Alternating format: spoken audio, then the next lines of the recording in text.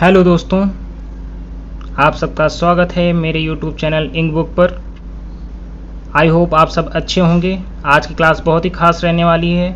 आज हम लोग डिस्कस करने वाले हैं करंट अफेयर के कुछ इंपॉर्टेंट क्वेश्चंस को। 15 MCQs देखेंगे, साथ ही साथ इंपॉर्टेंट डेट्स हैं कुछ, उनको भी कवर करेंगे।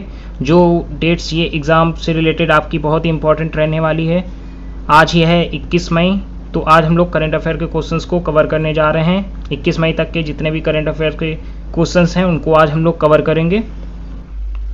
क्वेश्चंस को डिस्कस करने से पहले कुछ इंपॉर्टेंट डेट्स हैं जो मई महीने में दिवस के रूप में सेलिब्रेट होते हैं, तो उनको सबसे पहले डिस्कस कर लेते हैं। फर्स्ट मई को अंतर्राष्ट्रीय श्रमिक दिवस के रूप में मनाया जाता है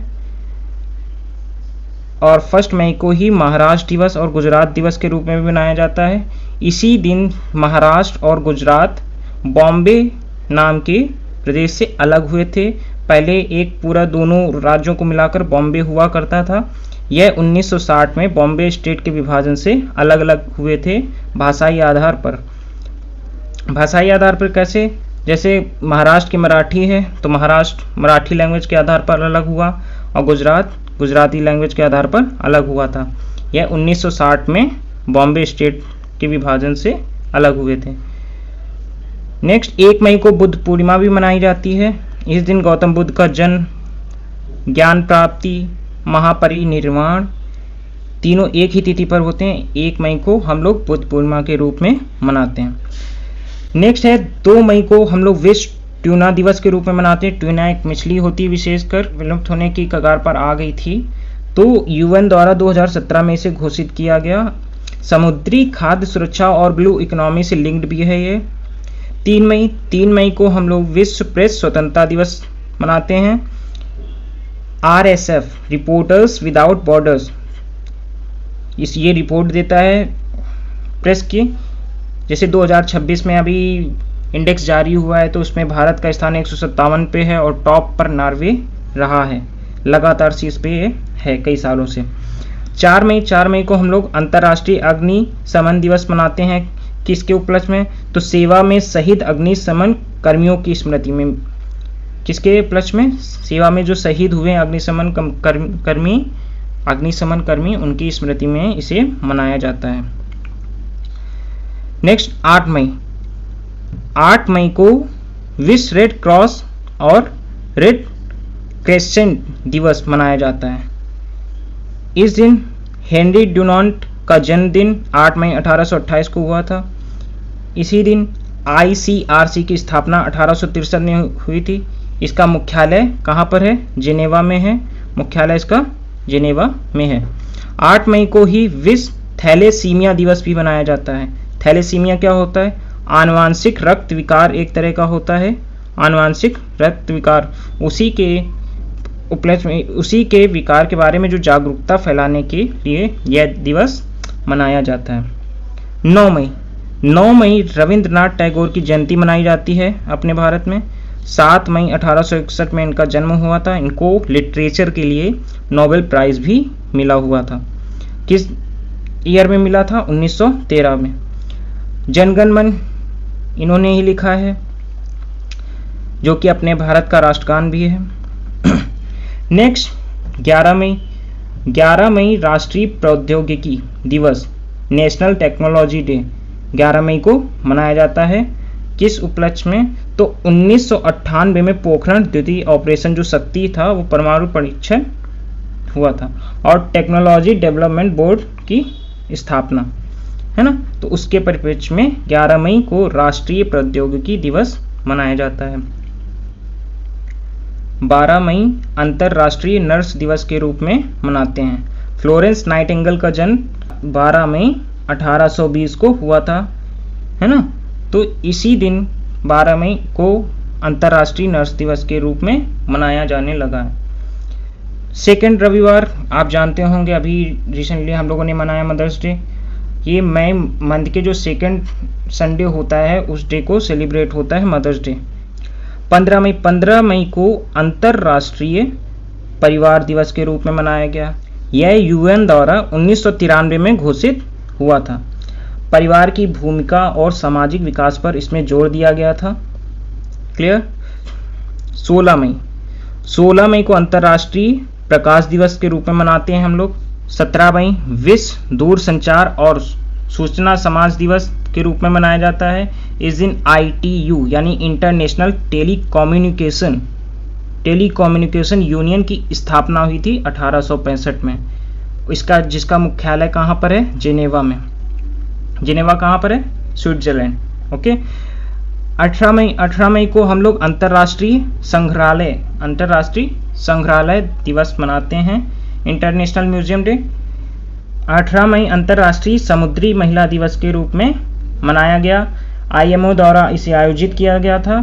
2026 की थीम जो थी वो थी from policy to practice advancing gender equality. Clear? इसकी जो थीम थी क्या थी? From policy to practice advancing gender equality. 20 मई को हम लोगों ने विश्व मधुमक्खी दिवस के रूप में मनाया। ये किसकी पहल से आयोजित किया जाने लगा? यह स्लोवेनिया की पहल से UN ने 2017 में इसे घोषित किया। FAO द्वारा ये आयोजित हुआ विश्व मधुमक्खी दिवस, वर्ल्ड बी डे, 20 मई। आज 21 मई है। 21 मई राष्ट्रीय आतंकवाद विरोधी दिवस के रूप में मनाते हैं। 21 मई राष्ट्रीय आतंकवाद विरोधी दिवस के रूप में मनाते हैं। 21 मई 1991 को पूर्व PM राजीव गांधी की हत्या हुई थी।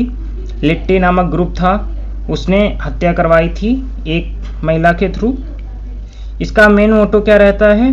तो आतंकवाद के बारे में जागरूकता फैलाने के लिए, अवेयर करने के लिए कि यह कितना गलत है, पब्लिक को अवेयर करने के लिए। तो इस दिन राष्ट्रीय आतंकवाद विरोधी दिवस के रूप में मनाया जाता है। 22 मई को हम लोग अंतर्राष्ट्रीय जैव विविधता दिवस, वर्ल्ड बायोडाइवर्सिटी डे मनाते हैं। 2026 की जो थीम रहने वाली वह एग्जाम में आपको पूछी जा सकती है, इसलिए इसको आप अच्छे से कवर कर लीजिएगा। नेक्स्ट डेट जो है वह है 25 मई। तो 25 मई को अफ्रीका दिवस के रूप में मनाया जाता है। क्यों? क्या हुआ था इस दिन? तो 1963 में organisation of African unity OAU की स्थापना हुई थी, है ना? तो OAU की स्थापना इस दिन हुई थी, इसलिए 25 मई को अफ्रीका दिवस के रूप में मनाया जाता है। 31 मई को विश्व तंबाकू निषेध दिवस मनाया जाता है, वर्ल्ड नो टोबैको डे। तो ये थी मई की इम्पॉर्टेंट डेट्स, जो मई मंथ में इम्पॉर्टेंट डेट्स हैं जो दिवस के रूप में मनाए जाते हैं। ये अक्सर एग्जाम में पूछे जाते हैं, इसलिए इनको आप अच्छे से कवर करिएगा। अब हम लोग स्टार्ट करने वाले हैं कुछ इम्पॉर्टेंट MCQs। तो फर्स्ट MCQ है, विश्व मधुमक्खी दिवस, वर्ल्ड बी डे, प्रतिवर्ष किस तिथि को मनाया जाता है और किस देश की पहल पर संयुक्त राष्ट्र ने इसे घोषित किया? तो इसका जो राइट आंसर है वह है 20 मई को यह मनाया जाता है और स्लोवेनिया की पहल पर इसे संयुक्त राष्ट्र ने घोषित किया था। 20 मई एंटोन जॉन्सन, बी कीपिंग के जो अग्रणी व्यक्ति थे, उनका बपतिस्मा 1734 में हुआ था। बपतिस्मा क्या होता है? बपतिस्मा ये जो होता है ये ईसाई धर्म में एक संस्कार होता है, ईसाई धर्म का एक संस्कार है। ये डिटेल में आप लोग देख लीजिएगा। UN मेंबर स्टेट ने 2017 में स्लोवेनिया की पहल पर 20 मई को वर्ल्ड बी डे घोषित किया।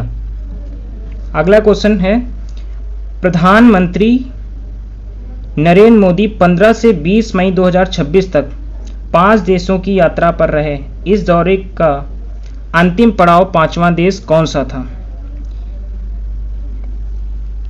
मोदी जी जो 15 से 20 मई की 5 देशों की यात्रा पर रहे थे, तो पहला देश कौन सा रहा, दूसरा देश कौन सा रहा, ये सभी देश सीक्वेंस में आपको पता होना जरूरी है। और इस प्रश्न में आपको पूछा गया है अंतिम देश, यानी कि 5वां देश जो था वह कौन सा था?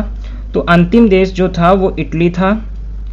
इसके जो उद्देश्य क्या थे, उद्देश्य देख लेते हैं। तो PM मोदी ने 15 से 20 मई 2026 की अपनी 5 देशों की यात्रा के अंतिम पड़ाव के रूप में 19-20 मई को इटली की आधिकारिक यात्रा की, इटालियन पीएम जॉर्जिया मेलोनी के निमंत्रण पर। इस यात्रा का मुख्य focus India middle east Europe economic corridor IMEC और जॉइंट स्ट्रेटेजिक एक्शन प्लान 2025-29 पर था। पीएम मोदी जो 5 देशों की यात्रा पर गए, तो जो क्रम है देशों का वो समझ लेते हैं। तो सबसे पहले वह UAE गए, देन नीदरलैंड, देन स्वीडन और 4th पे नॉर्वे और लास्ट में 5th पे इटली का उन्होंने दौरा किया। इन 5 देशों का उन्होंने एक साथ दौरा किया था। इटली जो है, इटली बहुत ही औद्योगिकृत देश है, इंडस्ट्रियलाइज्ड है, G7 और G20 दोनों का ही ये सदस्य है। यूरोप का तीसरा सबसे बड़ा औद्योगिकृत देश है ये इटली जो है। अगला क्वेश्चन, अंतरराष्ट्रीय संग्रहालय दिवस के अवसर पर हाल ही में दुनिया के सबसे बड़े हड़प्पा संस्कृति संग्रहालय का उद्घाटन किस राज्य में किया गया? इसका जो राइट आंसर है वह है हरियाणा। राइट आंसर है हरियाणा। हरियाणा में इसका उद्घाटन किया गया है। सिंधु घाटी सभ्यता के 5000 साल पुराने इतिहास, कलाकृतियों, संस्कृति को सहेजने तथा अंतर्राष्ट्रीय पर्यटन को बढ़ावा देने के लिए हरियाणा के राखीगढ़ी में इस विश्व स्तरीय संग्रहालय का निर्माण किया गया। यह हमारी प्राचीन विरासत को दुनिया के सामने प्रदर्शित करेगा। राखीगढ़ी से रिलेटेड जो फैक्ट है उनको जान लेते हैं। यह सिंधु घाटी सभ्यता, इंडस वैली सिविलाइजेशन का भारत में खोजा गया सबसे बड़ा पुरातात्विक स्थल है। राखीगढ़ी से रिलेटेड यह फैक्ट आप जरूर पढ़िएगा। हरियाणा स्टैटिक्स, हरियाणा की राजधानी चंडीगढ़ है।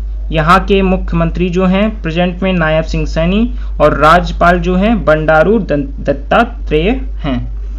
नेशनल पार्क जो यहाँ के फेमस हैं, सुल्तानपुर नेशनल पार्क और कालेसर नेशनल पार्क हरियाणा के 2 प्रमुख राष्ट्रीय उद्यान हैं। ये भी स्टैटिक जीके में क्वेश्चंस बनते हैं बहुत। मेरा पानी मेरी विरासत, हाल ही में हरियाणा सरकार ने इस योजना के जरिए किसानों को धान की जगह अन्य फसलें उगाने के लिए प्रोत्साहित किया था।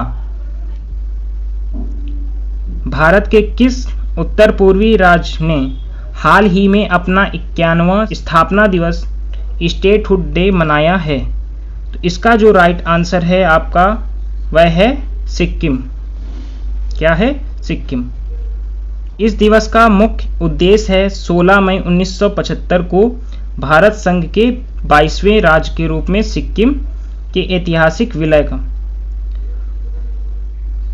ऐतिहासिक बैकग्राउंड इसका समझ लेते हैं। तो सिक्किम 1975 में भारत का अंग बना।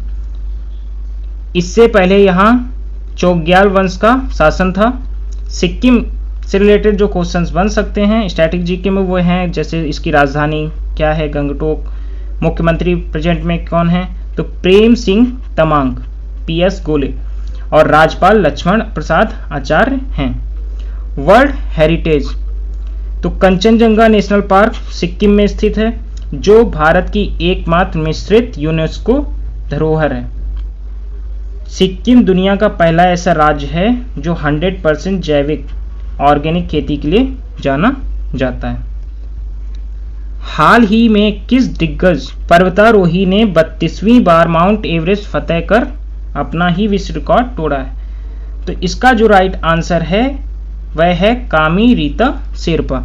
ये थोड़ा क्वेश्चन अच्छे से देखिएगा, इसलिए क्योंकि इसमें शेरपा नाम के सरनेम के 3 नेम दिए गए हैं। कौन है? कामी रीता शेरपा। इन्होंने 32वीं बार माउंट एवरेस्ट फतेह करके अपना ही विश्व रिकॉर्ड ब्रेक किया है, तोड़ा है। नेपाल के 56 वर्षीय माउंटेन गाइड कामी रीता शेरपा ने दुनिया की सबसे ऊंची चोटी पर लगातार सफल चढ़ाई करके मानव क्षमता का एक अद्भुत उदाहरण पेश किया है। इनका उद्देश्य नेपाल के पर्वतारोहण पर्यटन को बढ़ावा देना और शेरपा समुदाय के साहस को दुनिया के सामने लाना है। बात नेपाल की चली है तो कुछ इंपॉर्टेंट पॉइंट इससे रिलेटेड हम लोग कवर करते हुए चलते हैं तो ज़्यादा बेहतर रहेगा। तो यहाँ की जो राजधानी है वह क्या है, काठमांडू है यहाँ की राजधानी। और प्रेजेंट में जो यहाँ के प्राइम मिनिस्टर हैं तो वो हैं बालेंद्र शाह भी कहीं कहीं लिखा आपको दिखेगा। अब एवरेस्ट से रिलेटेड फैक्ट्स क्या हैं, तो एवरेस्ट से रिलेटेड फैक्ट सबसे ही पहले तो आपको पता होना चाहिए कि इसकी हाइट क्या है, ऊंचाई क्या है। तो हाइट इसकी है 8848.86 मीटर। नेपाल में इसे सागरमाथा और तिब्बत में चोमोलुंगमा कहा जाता है। सार्क मुख्यालय नेपाल की राजधानी काठमांडू में ही दक्षिण एशियाई क्षेत्रीय सहयोग संगठन अर्थात सार्क का मुख्यालय स्थित है। कामी रीता शेरपा को पूरी दुनिया एवरेस्ट मैन के नाम से जानती है। ध्यान दें, ये अभी जो बताया है यह चीज कंफ्यूजन क्रिएट करने के लिए ऑप्शंस दिए जा सकते हैं एक ही सरनेम वाले। मानव हाथी संघर्ष ह्यूमन एलिफेंट कॉन्फ्लिक्ट को कम करने के लिए हाल ही में भारत का पहला समर्पित रिसर्च सेंटर किस राज्य में स्थापित किया गया है, तो इसका जो राइट आंसर है वह है झारखंड। झारखंड के पलामू टाइगर रिजर्व पीटीआर में देश का यह पहला रिसर्च सेंटर बनाया गया है। इसका मुख्य उद्देश्य हाथियों और इंसानों के बीच बढ़ते टकराव का वैज्ञानिक अध्ययन करना, जनहानि को रोकना, हाथियों के प्राकृतिक कॉरिडोर को सुरक्षित करना है। झारखंड की राजधानी, तो झारखंड की राजधानी रांची है और यहाँ के प्रेजेंट में मुख्यमंत्री जो हैं चीफ मिनिस्टर वो हेमंत सोरेन जी हैं। पलामू से रिलेटेड जो फैक्ट्स हैं उसको जान लेते हैं। पलामू टाइगर रिजर्व झारखंड का एकमात्र टाइगर रिजर्व है जिसे 1973 में मूल प्रोजेक्ट टाइगर के तहत शामिल किया गया था। मूल प्रोजेक्ट टाइगर के तहत इसको शामिल किया गया था। प्रोजेक्ट एलिफेंट क्या है, हाथियों के संरक्षण के लिए भारत सरकार ने 1992 में प्रोजेक्ट एलिफेंट शुरू किया। किस ईयर में, 1992 में प्रोजेक्ट एलिफेंट शुरू किया था इसके संरक्षण के लिए। पर्यावरण मंत्रालय ने हाल ही में देश भर में हाथियों के सुरक्षित आवागमन के लिए 150 नए एलिफेंट कॉरिडोर को कानूनी सुरक्षा देने की घोषणा की है। बहुत ही इंपॉर्टेंट पॉइंट्स इससे रिलेटेड बनते जाते हैं तो हर तरह से आपको कवर करते हुए चलना है। ऑप्शंस जो इंपॉर्टेंट क्वेश्चन करंट अफेयर से रिलेटेड उनको कवर करना है, साथ ही साथ जो राज्य से रिलेटेड इंपॉर्टेंट फैक्ट्स होते हैं, न्यूज़ होती हैं, उनको भी कवर आपको साथ ही साथ करते चलना है जिससे आपको स्टैटिक जीके में भी प्रॉब्लम फेस नहीं करनी पड़ेगी। बहुत से क्वेश्चंस यहीं से कवर होने वाले हैं। हाल ही में विश्व दूर संचार दिवस वर्ल्ड टेलीकॉम डे मनाया गया। इसे आयोजित करने वाली संस्था ITU का मुख्यालय कहाँ स्थित है, तो इसका जो राइट आंसर है वह है जिनेवा, स्विट्जरलैंड। इस दिवस को मनाने का मुख्य उद्देश्य जो है वह दुनिया भर में इंटरनेट, नई संचार तकनीकी जैसे 5G 6G के फायदों के प्रति जागरूकता बढ़ाना, डिजिटल डिवाइड खत्म करना। 17 मई 1865 को ही अंतर्राष्ट्रीय दूरसंचार संघ ITU की स्थापना हुई थी। 17 मई 1865। अब देखिए यहाँ पर एक और क्वेश्चन बन सकता है कि अंतर्राष्ट्रीय दूरसंचार संघ की स्थापना कब हुई, ITU, तो 17 मई 1865 को। ITU इंटरनेशनल टेलीकम्युनिकेशन यूनियन संयुक्त राष्ट्र UN की सबसे पुरानी विशेष एजेंसियों में से एक है। जिनेवा, अब जिनेवा से रिलेटेड अगर हम लोगों ने ये जाना है कि इसका मुख्यालय यहाँ पर है, तो अब जिनेवा में बहुत से मुख्यालय हैं इससे इम्पोर्टेंट, उनको भी जानना बहुत ज़रूरी।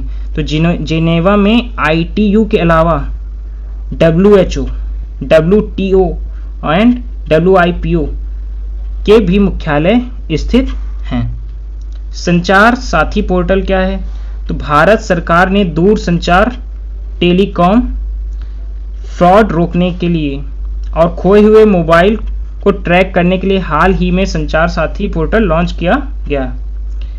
भारत के नई दिल्ली में ITU का एक नया क्षेत्रीय कार्यालय नवाचार केंद्र है जो भारत में खोला गया है। हाल ही में भारत के पहले ऐतिहासिक परमाणु परीक्षण स्माइलिंग बुद्धा की वर्षगांठ मनाई गई। यह गुप्त परीक्षण राजस्थान के किस जिले में किया गया था? तो इसका जो राइट आंसर है वह जैसलमेर है। 18 मई 1974 को किए गए इस शांतिपूर्ण परमाणु परीक्षण का मुख्य उद्देश्य भारत को परमाणु तकनीक के क्षेत्र में आत्मनिर्भर बनाना और राष्ट्रीय सुरक्षा को अभेद करना था। इसी परीक्षण के साथ भारत दुनिया का छठा परमाणु शक्ति संपन्न देश बना था। स्माइलिंग बुद्धा यह 1974 के परीक्षण का कोड नेम था, क्योंकि यह परीक्षण बुद्ध पूर्णिमा के दिन किया गया था। उस समय प्रधानमंत्री कौन थी? तो इंदिरा गांधी उस समय की प्रधानमंत्री थी। ऑपरेशन शक्ति क्या था? तो ऑपरेशन शक्ति यह 1998 में 11 और 13 मई को पोखरण में ही दूसरा सफल परमाणु परीक्षण हुआ था, जिसे ऑपरेशन शक्ति नाम दिया गया। उस समय प्रधानमंत्री जो थे वो अटल बिहारी वाजपेयी जी थे। राजस्थान से रिलेटेड स्टैटिक्स कौन सी इंपॉर्टेंट हो सकती हैं? तो आपको पता होना चाहिए वहाँ की जो कैपिटल है जयपुर, उसे पिंक सिटी के नाम से भी जाना जाता है। प्रेजेंट में जो सीएम हैं भजनलाल शर्मा जी हैं। क्षेत्रफल के हिसाब से राजस्थान भारत का सबसे बड़ा राज्य है, ये भी आपको क्लियर होना चाहिए। जैसलमेर को भारत की हम लोग स्वर्ण नगरी यानी कि गोल्डन सिटी के नाम से भी जानते हैं। यहाँ पर डेजर्ट नेशनल पार्क स्थित है, जो विलुप्त प्राय ग्रेट इंडियन बस्टर्ड पक्षियों का घर है। हाल ही में अंतर्राष्ट्रीय प्रकाश दिवस इंटरनेशनल डे ऑफ लाइट मनाया गया। यह दिवस किस वैज्ञानिक द्वारा लेजर के पहले सफल परीक्षण की याद में मनाया जाता है? तो इसका जो राइट आंसर है वह राइट आंसर है थियोडोर मेमन। इस दिवस का जो मुख्य उद्देश्य है वह है विज्ञान, संस्कृति, कला, शिक्षा, चिकित्सा के क्षेत्र में प्रकाश की भूमिका को सेलिब्रेट करना। 16 मई 1960 को ही भौतिकी विज्ञानी थियोडोर मेमन ने दुनिया के पहले रूबी लेजर का सफल संचालन किया था। अब लेजर से रिलेटेड फैक्ट्स जानना बहुत जरूरी है। लेजर का फुल फॉर्म क्या है? लेजर का फुल फॉर्म है light amplification by stimulated emission of radiation है। यूनेस्को से रिलेटेड हम लोग कुछ इंपॉर्टेंट पॉइंट्स इसके हैं वो भी समझते हुए चलते हैं। यह अंतर्राष्ट्रीय दिवस यूनेस्को द्वारा घोषित किया गया था। यूनेस्को का मुख्यालय कहाँ है? तो यूनेस्को का मुख्यालय पेरिस, फ्रांस में है। ऑप्टिकल फाइबर क्या है? तो लेजर तकनीक के बिना आज का high speed internet optical fibre संभव नहीं था, जो पूर्ण आंतरिक परावर्तन टोटल इंटरनल रिफ्लेक्शन पर काम करता है। किस पर काम करता है? टोटल इंटरनल रिफ्लेक्शन पर काम करता है। मीन्स ऑप्टिकल फाइबर अगर ना होता लेजर तकनीक के बिना, इसके बिना क्या संभव नहीं था? हाई स्पीड इंटरनेट संभव नहीं था। तो बहुत इंपॉर्टेंट पार्ट है ये। अब कंफ्यूजन क्रिएट करने वाले इससे रिलेटेड जो क्वेश्चन बनते हैं वह क्या है? तो ऑप्शन में सीवी रमन दिया हुआ होता है। मोस्टली बच्चे सीवी रमन क्लिक कर देते हैं, लेकिन याद रखें सीवी रमन ने प्रकाश के प्रकीर्णन यानी कि स्कैटरिंग ऑफ लाइट की खोज की थी, जिसके लिए भारत में 28 फरवरी को राष्ट्रीय विज्ञान दिवस मनाया जाता है। वर्ल्ड हाइड्रोजन समिट 2026 का आयोजन कहाँ किया गया? तो इसका जो राइट आंसर है वह है रॉटरडैम, नीदरलैंड में इसका आयोजन किया गया है। उद्देश्य क्या था? तो उद्देश्य इसका था जीवाश्म ईंधन यानी कि फॉसिल फ्यूल्स पर दुनिया की निर्भरता को कम करना, ग्रीन हाइड्रोजन के उत्पादन और व्यापार के वैश्विक साझेदारी ग्लोबल पार्टनरशिप बनाना है। भारत ने इस समिट में अपना इंडिया पवेलियन लगाया है। क्लियर? चलिए बढ़ते हैं आगे। रॉटरडैम जो है वह यूरोप का सबसे बड़ा व्यस्त बंदरगाह है। ये जो रॉटरडैम है ये क्या है? सबसे व्यस्त बंदरगाह है। व्यस्त बंदरगाह है कहाँ का? यूरोप का। यूरोप का सबसे बड़ा व्यस्त बंदरगाह माना जाता है रॉटरडैम को। नीदरलैंड, तो बात नीदरलैंड की अगर की जाए तो यहाँ की जो कैपिटल है वह क्या है? एम्स्टर्डम। सबसे महत्वपूर्ण पॉइंट, अंतर्राष्ट्रीय न्यायालय ICJ का मुख्यालय यहीं के द हेग शहर में है। नीदरलैंड के द हेग शहर में क्या है, तो अंतर्राष्ट्रीय न्यायालय ICJ का मुख्यालय यहीं पर है। ग्रीन हाइड्रोजन क्या है, यह पानी यानी कि H2O के इलेक्ट्रोलिसिस से बनती है, जिसे अक्षय ऊर्जा सोलर विंड से संचालित किया जाता है। इसका बाय प्रोडक्ट सिर्फ पानी होता है, प्रदूषण इससे शून्य है। भारत सरकार ने राष्ट्रीय हरित हाइड्रोजन मिशन यानी नेशनल ग्रीन हाइड्रोजन मिशन के तहत 2030 तक सालाना 5 मिलियन मीट्रिक टन का उत्पादन का लक्ष्य रखा है।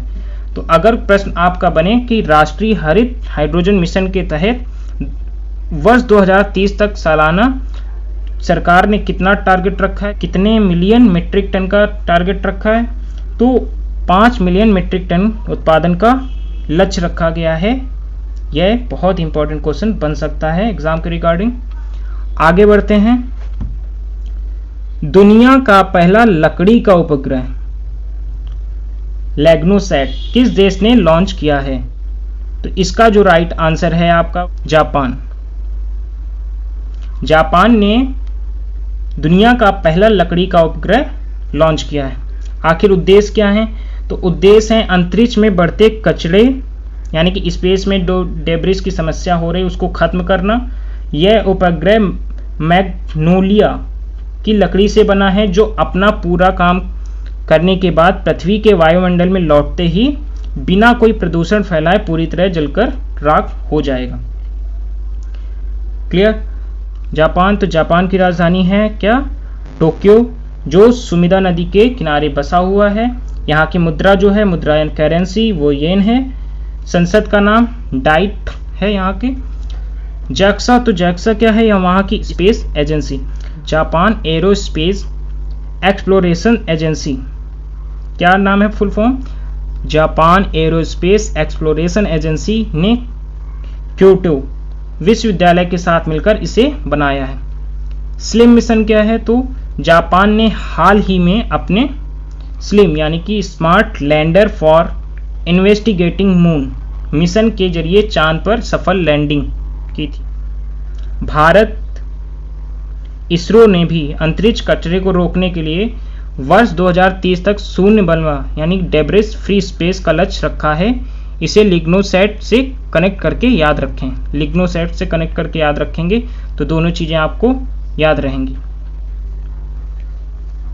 हाल ही में ईस्ट वेस्ट मेट्रो कॉरिडोर परियोजना को किस शहर में मंजूरी मिली है, हाल ही में ईस्ट वेस्ट मेट्रो कॉरिडोर परियोजना को किस शहर से मंजूरी मिली है, तो इसका जो राइट आंसर है आपका वह है लखनऊ। लखनऊ शहर में यातायात व्यवस्था को सुगम और आधुनिक बनाने के लिए इस कॉरिडोर को मंजूरी दी गई है, जो कि चारबाग से वसंत कुंज के बीच बनाया जाएगा, जिससे शहर के घनी आबादी वाले इलाकों को बेहतर कनेक्टिविटी मिलेगी। जो घनी आबादी हैं जहाँ पे बहुत ही ट्रैफिक रहता है उसको बहुत ही अच्छी कनेक्टिविटी देने का इसका लक्ष्य है। लागत आखिर कितनी आएगी, इस ईस्ट वेस्ट मेट्रो कॉरिडोर परियोजना की कुल अनुमानित लागत लगभग 5,801 करोड़ निर्धारित की गई है।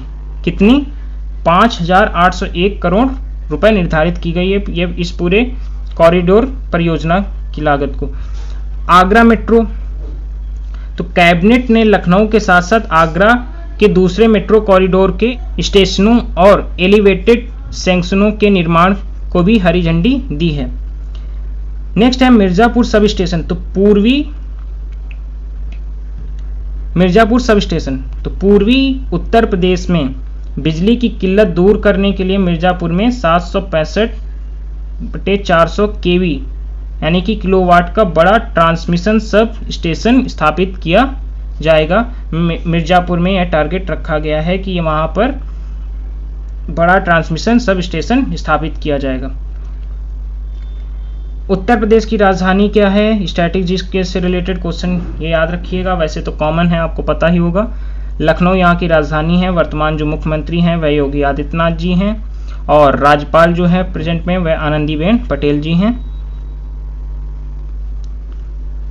हाल ही में भारत के AI मिशन को बढ़ावा देने के लिए CDAC यानी कि CDAC ने किस देश की G42 संस्था के साथ 8 एक्साफ्लॉप सुपर कंप्यूटर क्लस्टर स्थापित करने का समझौता किया है?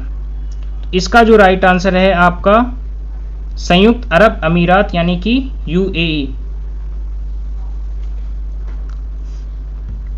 मुख्य उद्देश्य क्या है? तो इस ऐतिहासिक साझेदारी का मुख्य उद्देश्य भारत में आर्टिफिशियल इंटेलिजेंस और सुपर कंप्यूटिंग अवसंरचना को अत्यधिक मजबूत बनाना है। CDAC और UAE की G42 मिलकर उन्नत तकनीकों और रिसर्च के क्षेत्र में दोनों देशों की क्षमता को नई ऊंचाइयों पर ले जाएंगे। अच्छे से क्लियर करिएगा, बहुत इंपॉर्टेंट क्वेश्चंस रहने वाले हैं ये। हाल ही में घटित ये घटनाएं हैं। निवेश फैक्ट। इस द्विपक्षीय वार्ता के दौरान UAE ने भारत के बैंकिंग, इंफ्रास्ट्रक्चर और वित्तीय क्षेत्रों में 5 अरब अमेरिकी डॉलर के भारी निवेश की घोषणा की है। वर्चुअल ट्रेड कॉरिडोर, तो दोनों देशों के बीच व्यापार को डिजिटल और आसान बनाने के लिए मैत्री एप्लीकेशन का उपयोग करके वर्चुअल ट्रेड कॉरिडोर शुरू किया गया है। LPG आपूर्ति समझौता, तो ऊर्जा सुरक्षा को मजबूत करने के लिए भारत की इंडियन ऑयल कॉरपोरेशन IOC और UAE एडनॉक कंपनी के बीच दीर्घकालिक LPG आपूर्ति समझौता हुआ है। संयुक्त अरब अमीरात UAE की राजधानी आबू धाबी है और इसकी मुद्रा दिरहम है। याद रखें, हाल ही में आबू धाबी में पहले भव्य हिंदू मंदिर BAPS का उद्घाटन भी किया गया था। हाल ही में भारतीय मानक ब्यूरो BIS ने उच्च एथेनॉल मिश्रित पेट्रोल के लिए कौन सा मानक जारी किया है? कौन सा नया मानक जारी किया है जिसमें E30 श्रेणी भी शामिल है? तो इसका जो राइट आंसर है वह है IS 19850/2026। यह इसका ऑप्शन होगा, सेकेंड ऑप्शन इसका राइट आंसर होगा। भारत में एथेनॉल सम्मिश्रण कार्यक्रम का दायरा बढ़ाना और कच्चे तेल के आयात पर निर्भरता को कम करना। इस नए मानक के तहत अब पेट्रोल में 22% से लेकर 30% E30 तक एथेनॉल मिलाने का रास्ता साफ हो गया है, जो भारत की ऊर्जा सुरक्षा को और हरित ईंधन नीति के लिए एक बड़ा कदम होगा। हाल ही में मई 2026 में VD सतीशन ने किस राज्य के 13वें मुख्यमंत्री के रूप में शपथ ग्रहण की है? तो इसका राइट आंसर है केरल। केरल की राजनीति में एक बड़ा बदलाव लाते हुए कांग्रेस के नेतृत्व वाले यूनाइटेड डेमोक्रेटिक फ्रंट UDF की सत्ता में वापसी कराना इस नई सरकार का गठन पीढ़ीगत परिवर्तन को ध्यान में रखकर किया गया है, जिसमें 21 सदस्यीय कैबिनेट में 14 मंत्री पहली बार शामिल हुए हैं। ऐतिहासिक शपथ। केरल के लगभग 6 दशकों के इतिहास में यह पहली बार हुआ है जब पूरे मंत्रिमंडल ने एक ही दिन में सामूहिक रूप से शपथ ली है। गठबंधन सरकार। इस नए मंत्री परिषद में कांग्रेस के साथ साथ इंडियन यूनियन मुस्लिम लीग, केरल कांग्रेस के विभिन्न गुटों जैसे प्रमुख सहयोगी दलों को भी प्रतिनिधित्व मिला है। केरल स्टैटिक। केरल की राजधानी तिरुवनंतपुरम है। केरल को अपनी प्राकृतिक सुंदरता के कारण गॉड्स ओन कंट्री भी कहा जाता है। केरल का रिसेंटली नाम भी चेंज किया गया है, जिसे केरलम के नाम से भी हम लोग जानते हैं। संविधान के अनुच्छेद 164 के तहत मुख्यमंत्री की नियुक्ति राज्यपाल के द्वारा की जाती है। ये भी आप कवर कर लीजिएगा, या किसी भी राज्य की बात हो। और क्या आप बता सकते हैं कि वर्तमान में केरल के राज्यपाल कौन हैं? इसका आप आंसर कमेंट बॉक्स में देंगे। तो चलिए मिलते हैं नेक्स्ट क्लास में। आज की क्लास आपको कैसे लगी यह आप फीडबैक अपना कमेंट बॉक्स में ज़रूर दीजिएगा। आज हम लोगों ने डिस्कस किए 15+ कुल महत्वपूर्ण क्वेश्चन, जो उससे रिलेटेड फैक्ट्स हैं उनको भी जाना। और ये जितने भी क्वेश्चंस रहने वाले हैं ये एग्ज़ाम ओरिएंटेड रहने वाले हैं। और ये PDF आपको कहाँ मिलेगी? तो PDF ये आपको टेलीग्राम चैनल, हमारे टेलीग्राम चैनल पे या फिर व्हाट्सएप चैनल से भी आपको मिल सकती है। आप व्हाट्सएप चैनल हमारा फॉलो कर सकते हैं, इंक बुक नाम से ही है, और टेलीग्राम चैनल इंक बुक 247 नाम से है। ये उसको आप सब्सक्राइब कर लीजिए, चैनल को सब्सक्राइब कर लीजिए, बेल आइकन को प्रेस कर दीजिए, कमेंट करिए। मिलते हैं नेक्स्ट क्लास में हम लोग जल्द ही, तब तक के लिए बाय बाय।